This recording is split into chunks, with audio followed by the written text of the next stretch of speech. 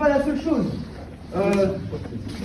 Ce monsieur est pro-Assad. Vous connaissez tous le dictateur. Excusez-moi. Malheureusement. Bah non, monsieur, non, on n'a pas fini. C'est pas fini. Bonjour, monsieur, c'est pas fini.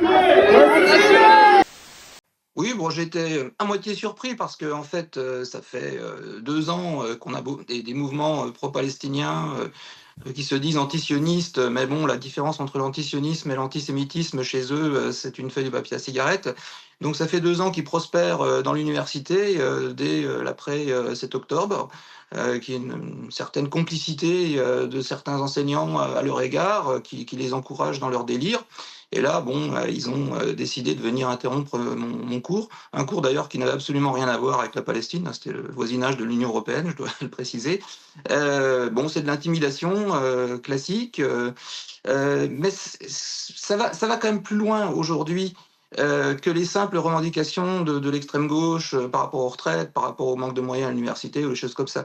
Là, ce sont clairement des revendications islamo-gauchistes avec l'islamisme qui prend le dessus.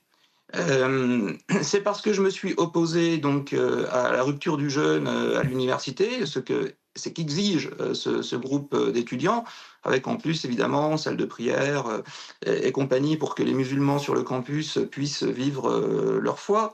Mais ça, il faut bien comprendre que c'est pas un but, c'est un moyen pour eux. C'est un moyen de déstabilisation de l'université, un moyen de déstabilisation d'une manière générale la société française, avant la phase d'attaque et de conquête, si on s'en réfère aux leçons d'Abou Moussab es-Souri, l'idéologue de Daesh, et qui aussi inspire les frères musulmans.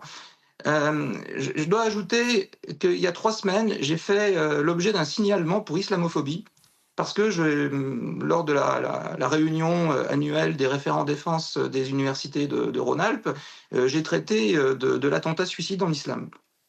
En expliquant les ressorts, les aboutissants, etc. Et ça m'a valu une accusation d'islamophobie. L'université refuse de faire le lien aujourd'hui entre ce signalement fait par un groupe d'étudiants dont on ne veut pas me révéler le nom et ce qui s'est produit dans mon cours aujourd'hui.